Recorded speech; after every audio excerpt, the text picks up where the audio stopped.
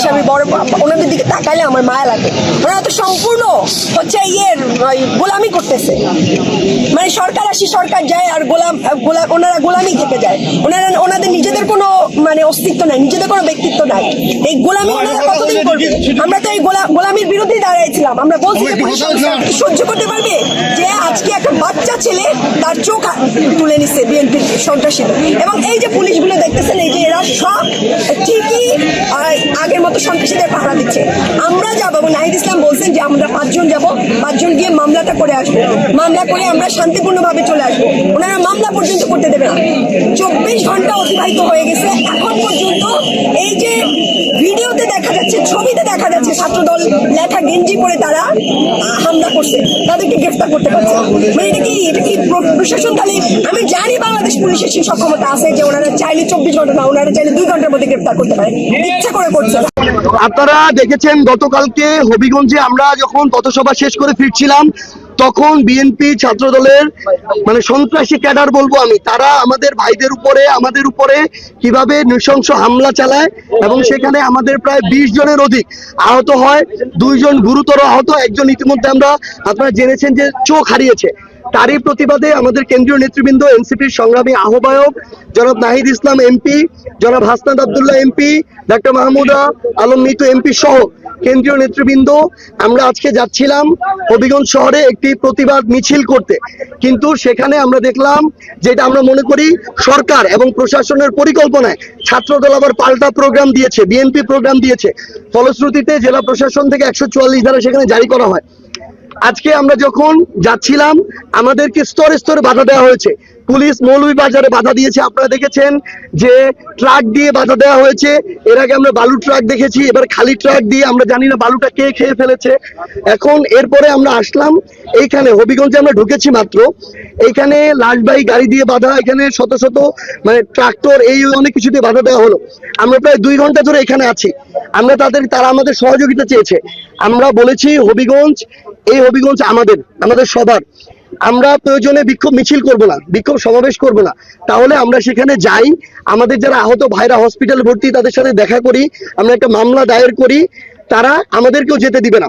তার সর্বশেষ আমরা এটা বলেছি যে আমরা 144 ধারা মেনে আমাদের সবাই এখানে থাকবে। আমরা শুধু 5 জনের একটা টিম প্রতিনিধি দল সেখানে যাব, মামলা দায়ের করব এবং হসপিটালে দেখে আমরা ফিরে আসব। সেটা পর্যন্ত তারা এগ্রি করে নাই। যেটা বুঝতে বিন্দুমাত্র বাকি নাই, যেখানে বিএনপি সরকার, এখানকার দলীয় এমপি সবাই মিলে প্রশাসনকে তাদের দলীয় এজেন্ডা বাস্তবায়ন করাচ্ছে। এবং সর্বশেষ তারা এখানে চারপাশ দিয়ে ছাত্রদল, যুবদল, তারপর বিএনপির বিভিন্ন ধরনের, আমরা ওই দিক থেকে স্লোগান শুনছি। আমাদেরকে অনেকে এখানে ভাইরা আছে এসে বলছেন যে সশস্ত্রভাবে তারা ওইখানে দাঁড়িয়ে আছে। সর্বশেষ আমরা একটা জিনিস বলেছি যে আমাদের এখানে মামলা নিতে হবে। মামলা যদি আমরা এখানে করে না যেতে পারি, তাহলে এই বাংলাদেশে আর রাজনীতির কিছু থাকে না, আরেকটা স্বৈরাচারের পথ শুরু হয়, একনায়কতন্ত্রের পথ শুরু হয়। এবং সর্বশেষ যেটা হয়েছে যে প্রশাসন বলল যে তারা আমাদের 5 জনের প্রতিনিধি দলও দিবে না, কিন্তু এইখানে বসিয়ে, শহরে নিতে পারবে না, এখানে বসিয়ে তারা মামলা রেকর্ড করবে এখান থেকে অনলাইনে। এই জন্য আমাদের একটা প্রতিনিধি দল তাদের সাথে এখন সেই মামলা দায়েরের কাজ করছেন। সেখানে আমাদের এনসিপির সম্মানিত আহ্বায়ক আছেন, দক্ষিণাঞ্চলের মুখ্য সংগঠক হাসনাত আব্দুল্লাহ আছেন, ডক্টর মাহমুদা মিতু এমপি, নাসিরুদ্দিন পাটোয়ারি, ওনারা আছেন, ওনারা মামলা দায়ের করছেন। আমরা অন্যান্য যারা আছি আমরা চলে যাচ্ছি। কিন্তু আমরা শুধু একটা কথা বলি, আজকে এখানে প্রশাসন যেটা করলো, প্রশাসনের দায়িত্ব পালন করে নাই। প্রশাসন বিএনপির এজেন্ডা সার্ভ করেছে এবং সরকারের ভূমিকা পালন করে নাই। সরকার তাদের জায়গা থেকে মানে একটা মানে একনায়কতান্ত্রিক স্বৈরাচারের যে আচরণ, সেই আচরণ এখানে প্রদর্শন করলো। তাদের হাতে ক্ষমতা আছে, তারা পুলিশকে ব্যবহার করতে পারে, তারা আমাদেরকে আটকে দিল। অথচ এখান থেকে যেখানে 144 ধারা জারি করা, সেটা প্রায় 50 কিলোমিটার দূরে। তো আমরা শুধু তারেক রহমানকে একটা কথা বলে যাই, খালেদা জিয়া একটা কথা বলেছিল, সন্ত্রাসীদেরকে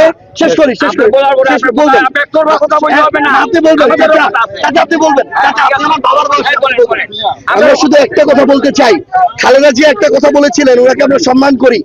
বেগম খালেদা জিয়া বলেছিলেন যে আমরা ছাত্র দল চাই, টোকাই সন্ত্রাসীদের ছাত্র দল চাই না। কালকে যেটা হয়েছে, বেগম খালেদা জিয়ার ছাত্র দল এটা করতে পারে না। এখানে যে আচরণ হয়েছে, এই আচরণটা সন্ত্রাসী কায়দায় একদম টোকাই দিয়ে পেটুয়া বাহিনী দিয়ে যেভাবে করে এটা হয়েছে, আমরা এটার বিচার চাই। এবং আমরা তারেক রহমানকে আহ্বান করব যে তিনি যদি বাংলাদেশকে মনে করেন তিনি গণতান্ত্রিক পথে আছেন, তিনি এটার বিচার স্থাপন, এই নজিরটা স্থাপন করে দেখাবেন, নাহলে আমরা ধরে নিব যে বাংলাদেশ আবার অগণতান্ত্রিক পথে হাঁটা শুরু করেছে। অনাকাঙ্ক্ষিত পরিস্থিতিতে আমরা আছি। আমাদের গতকালকে একটি নির্ধারিত প্রোগ্রাম ছিল, আপনারা জানেন পুরো বাংলাদেশে জুলাইয়ের বিচার এবং সংস্কার বাস্তবায়ন, গণভোটের রায় বাস্তবায়নের জন্য আমরা পুরো বাংলাদেশের মানুষের কাছে যাচ্ছি, মানুষের সাথে কথা বলার জন্য গিয়েছি। গতকালকে হবিগঞ্জে আমরা মানুষের সাথে কথা বলেছি, আলোচনা করেছি। যখন বের হব সেই সময় আমাদের উপরে হত্যা চেষ্টা করা হয় এবং বিএনপির জিকে গাউসের যারা অনুসারী রয়েছে তারা আমাদের উপরে চেইন, হকি স্টিক, রামদা দিয়া হলো আঘাত করে। তো সেখানে আপনারা দেখেছেন সার্জিস আলমকে নির্মমভাবে আহত করা হয়েছে, অনেকের একটা ক্লাস 10-এর বাচ্চার হলো চোখ তুলে নেওয়া হয়েছে এবং সেখানে আপনার আমাদের যিনি সদস্য সচিব ছিলেন তার হলো হাত ভেঙে দেওয়া হয়েছে, 20 লক্ষ টাকার মালামাল চুরি করেছে। তো আমরা সেই প্রতিবাদেই আজকে একটা বিক্ষোভ মিছিল চেয়েছিলাম। সেই বিক্ষোভ মিছিল যখন আমরা ঘোষণা করেছিলাম, এরপরেই আবার ছাত্রদল, যুবদল তারাও সেখানে অস্ত্রশস্ত্র নিয়ে মহড়া দিয়েছে। তো আমরা আজকে মৌলভীবাজার থেকে রওনা দিয়েছিলাম এবং মৌলভীবাজার থেকে রওনা দেওয়ার সময় আমাদের প্রথমে 400 পুলিশ দিয়ে তারা প্রতিহত করেছে। আমরা সেই ব্যারিকেড ভেঙেছি, বালু ট্রাক রাস্তায় বিজিবি বিভিন্নভাবে আমাদেরকে হ্যারাসমেন্ট করেছে। আমরা রাস্তায় বসেছিলাম। এখনো আমাদের পিছনে ছাত্রদলের প্রায় 1000 লোক সন্ত্রাসী অবস্থান করছে, যাদের হাতে রামদা, কুড়াল, দেশি অস্ত্রশস্ত্র আছে। তো আমাদের গতকালকে যাদেরকে আহত করা হয়েছে তাদের জন্য আমরা আজকে একটা মামলা করেছি এবং এই মামলার পরিস্থিতি নিয়ে, সার্বিক বিষয় নিয়ে, কোন পরিস্থিতিতে বাংলাদেশ যাচ্ছে একটা সন্ত্রাসের রাজত্বে, সেই বিষয়ে সংসদের মাননীয় বিরোধী দলীয় যিনি চিফ হুইপ আছেন এবং গণ অভ্যুত্থানে যিনি নেতৃত্ব দিয়েছেন, বাংলাদেশকে একটা অনন্য জায়গায় নিয়ে যেতে চেয়েছেন আমাদের জাতীয় নাগরিক পার্টির সম্মানিত আহ্বায়ক, উনি এখন আপনাদের সাথে কথা বলবেন। আমাদের আজকে আমরা বলেছিলাম যে হবিগঞ্জে আমরা হলো মামলা করব, আমরা হবিগঞ্জে মামলা করব। আমরা হবিগঞ্জে এসেছি, মামলা করেছি। ওইদিকে ছাত্রদল, যুবদল বিজয় উল্লাস করছে। 144 দ্বারা যেটা, এটা সরকার হলে প্রশাসনকে নিজেদের দলীয় স্বার্থে ব্যবহার করলো।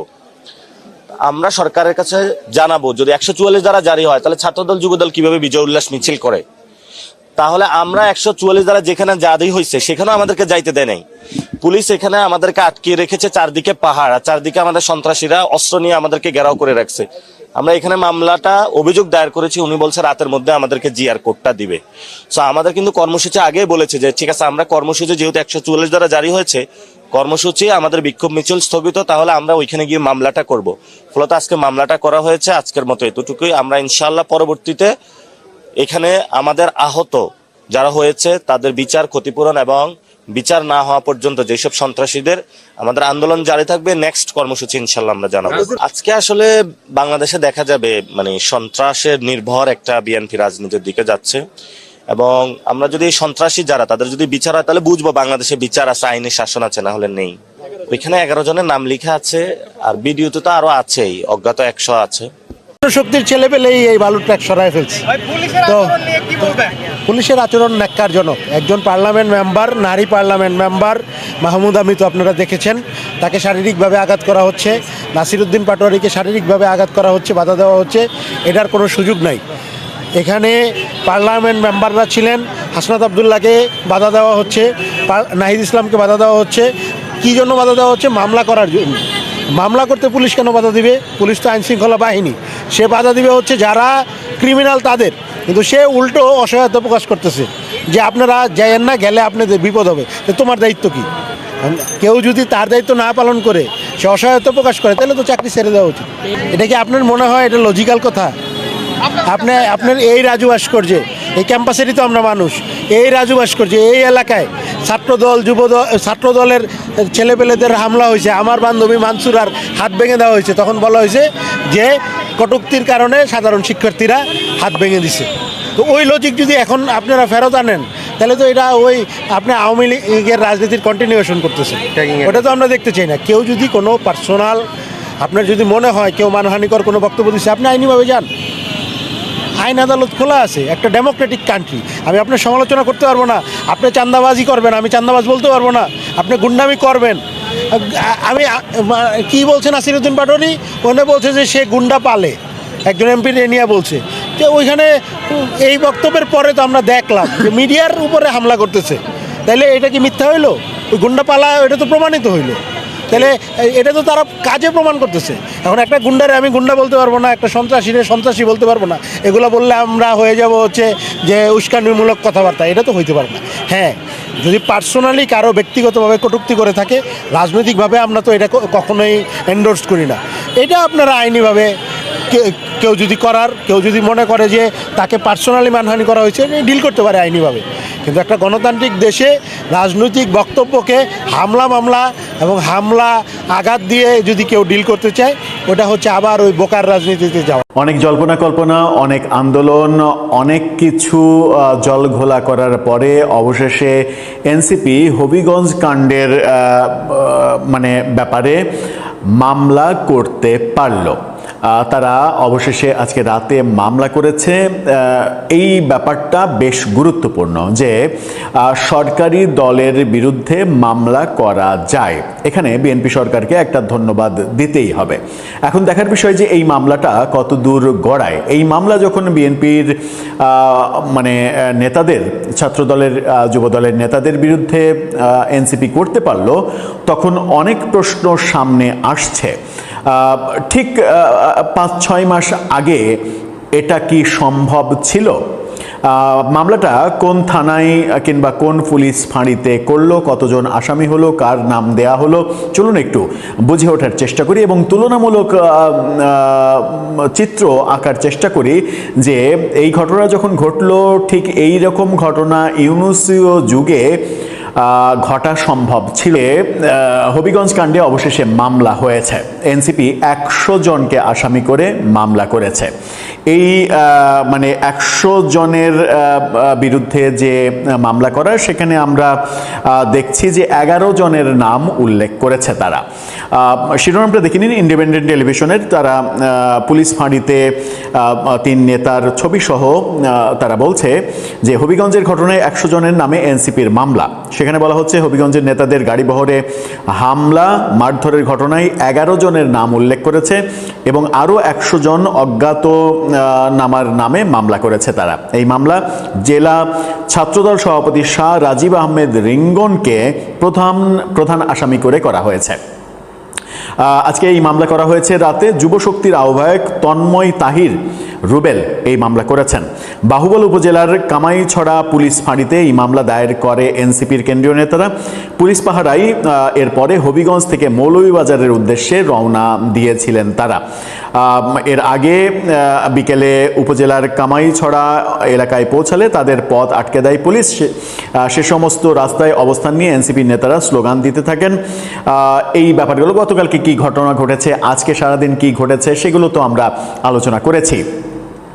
এখন মূল আলোচনার ব্যাপারটা যেটা হচ্ছে, ছাত্রদলের মানে সেখানকার সভাপতির বিরুদ্ধে মামলা যখন করা যাচ্ছে, তখন আমরা একটু যদি ফিরে যাই ইউনুসীয় যুগে, তখন কি মামলা করা গেছে? ধরে নেওয়া যাক যে এনসিপি নেতাদের উপরে একটা মব হয়েছে। এই মব তো বিএনপির আমলে বিচ্ছিন্ন কয়েকটা মব হয়েছে, কিন্তু ইউনুসীয় যুগে হাজার হাজার মব ঘটেছে। একটা মবের বিরুদ্ধেও কি মামলা করা গেছে? থানা কি মামলা নিয়েছে? নাকি মববাজরা উল্টো যাদের উপরে মব করেছে তাদেরকেই পুলিশে সোপর্দ করেছে, তাদেরকেই নতুন নতুন আইনে মামলা দেয়া হয়েছে তাদের বিরুদ্ধে এবং তাদেরকে কারাগারে প্রেরণ করা হয়েছে। এমনকি সংবিধান নিয়ে আলোচনা অনুষ্ঠান, রিপোর্টার্স ইউনিটির মতো একটা নিরাপদ জায়গায়, যেখানে অনুষ্ঠান করতে হলে সরকার আগে থেকেই জানে, অনুমতি নিয়ে অনুষ্ঠান করতে হয়, সেই অনুমতি নিয়ে অনুষ্ঠান করা, সংবিধান নিয়ে আলোচনা অনুষ্ঠানে মব হলো এবং মব যারা করলো তাদের কিছুই হলো না। যাদের উপরে মব হলো, মুক্তিযোদ্ধা, ঢাকা বিশ্ববিদ্যালয়ের শিক্ষক, সাংবাদিক, তাদের মারধর করা হলো, মুক্তিযোদ্ধার টুটি চেপে ধরা হলো এবং সারা দিন তাদেরকেই ডিবি অফিসে বসিয়ে রেখে সকালবেলায় তাদের বিরুদ্ধে সন্ত্রাস বিরোধী আইনে মামলা করে কারাগারে পাঠানো হলো। এরকম হাজারো ঘটনা এনসিপির নেতা কিংবা এনসিপি সৃষ্টির আগে জুলাই যোদ্ধা, সমন্বয়ক, তৌহিদি জনতা বিভিন্ন ব্যানারে এই কাজগুলো করা হয়েছে এবং সরকারি পৃষ্ঠপোষকতাই এগুলো হয়েছে। মববাজরা থানায় গিয়ে প্রকাশ্যে পুলিশকে হুমকি দিচ্ছে, এরা থানা জ্বালিয়ে দিয়েছে, পুলিশ পুড়িয়ে মেরেছে, এত বড় সাহস পুলিশ কোত্থেকে পায় যে তাদের ছেলেকে ধরে আনে। চাঁদাবাজির মামলায় রাষ্ট্রীয় পৃষ্ঠপোষকতায় জামিন দেওয়ার ব্যাপারগুলো আমরা প্রকাশ্যে দেখেছি, প্রকাশ্যে আইন উপদেষ্টার বক্তব্য শুনেছি। অর্থাৎ ইউনূসীয় যুগে মব করার পরে মবকারীদের বিরুদ্ধে একটি মামলাও করা যায়নি, একটি মামলাও পুলিশ করতে দেয়নি এবং ওই তথাকথিত মবকারীরা, তৌহিদি জনতা কেউই করতে দেয়নি এবং প্রত্যেকটা মবের সাপোর্ট করেছে সরকার এবং এনসিপির নেতারা। তখন আমার মনে হয় যে তাদের একটু স্মরণ রাখা উচিত ছিল যে এরকম ঘটনা আমাদের উপরে ঘুরে ফিরে আসতে পারে, তখন কি হবে। এনসিপি নেতাদের উপরে মব হলো হবিগঞ্জে, এটাকে মবই ধরি, মব হলো এবং সেই মবের বিরুদ্ধে তারা মামলা করতে পারলো। তাহলে তারা কি এখন বুঝতে পারছে যে ক্ষমতায় থেকে ক্ষমতার অপব্যবহার করা, ক্ষমতায় থেকে বলাতে আবার অনেকে মনে করতে পারেন যে এনসিপি কি ক্ষমতায় ছিল? অস্বীকার করার কি উপায় আছে যে ডক্টর ইউনূস ক্ষমতায় মানেই এনসিপি ক্ষমতায় ছিল? কারণ এনসিপির নেতারা তিনজন, দুইজন নেতা তো সরাসরি, আর একজন তো পরোক্ষভাবে তারা সরকারে ছিলেন। এনসিপিকে পৃষ্ঠপোষকতা দিয়ে তৈরি করা হয়েছে এবং তাদের সমস্ত কর্মকাণ্ডকে বৈধতা দেওয়া হয়েছে, ব্যাপারগুলো দেখেছি। সুতরাং আমার মনে হয় যে প্রত্যেকেরই চলমান ব্যবহার, কার্যক্রম, কর্মকাণ্ড সেগুলোর সময় মনে রাখা উচিত যে আজকে আমি যেটা করছি আগামীকালকে সেটা আমার দিকে ঘুরে ফিরে আসলে তখন আমি কি করব। আজকে মামলা করতে পারা এটা একটা বড় ঘটনা। এখন দেখার বিষয় যে পুলিশ এটাকে কিভাবে হ্যান্ডেল করে, ছাত্রদলের নেতাকর্মীদের তারা গ্রেপ্তার করে কিনা, এই ব্যাপারে কোনো পদক্ষেপ নেওয়া হয় কিনা। আর যদি নেওয়া হয় তাহলে তো প্রশ্ন আসবে যে ইউনূসীয় যুগে যে হাজার হাজার মব হয়েছে সেই মবগুলোর মামলা হবে কিনা, কারণ ফৌজদারি অপরাধ কখনো তামাদি হয়ে যায় না। দর্শক, আপনার মতামত জানিয়ে লিখতে পারেন আমাদের কমেন্ট বক্সে।